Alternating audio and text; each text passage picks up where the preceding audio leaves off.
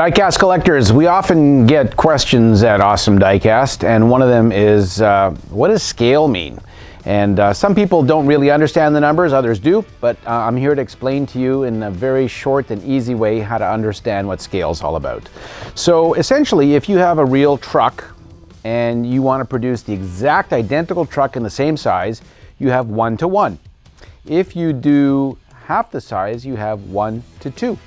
If you do a quarter the size, you have 1:4, all the way down until you get to, let's say, 187, which essentially means the truck is 87 times smaller than the real truck.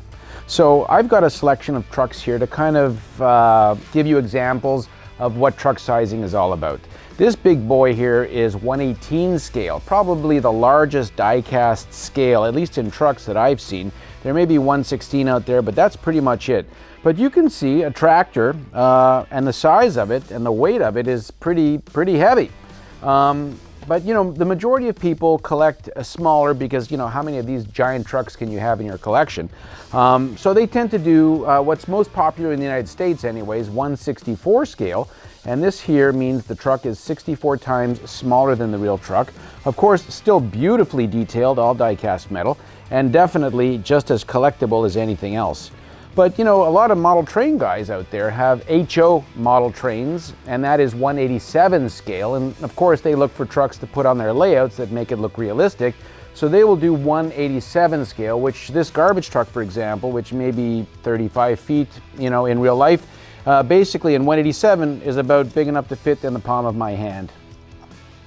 Other scales that are out there are 143 scale. You can see this Peterbilt 379, and we're actually going to be releasing this truck for Western on awesomediecast.com a little bit later on, actually shortly into 2024.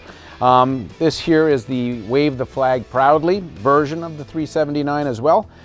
This here is 150 scale, so it's a little bit smaller than 143 scale, but bigger than 164 scale. So essentially you have 118 large, you have 143 a little bit smaller, you have 150 scale even smaller, 164 even smaller, and of course 187, which is the smallest. There is smaller scales out there, not necessarily in the United States, but that's pretty much the smallest you're going to get, 187 scale. So that's it for scales. Very easy. Just remember 1:1, 1:2, 1:3. The bigger the number, the smaller the model. So 187 would be the smallest, and 1:2 or 1:18 would be the biggest. Thanks.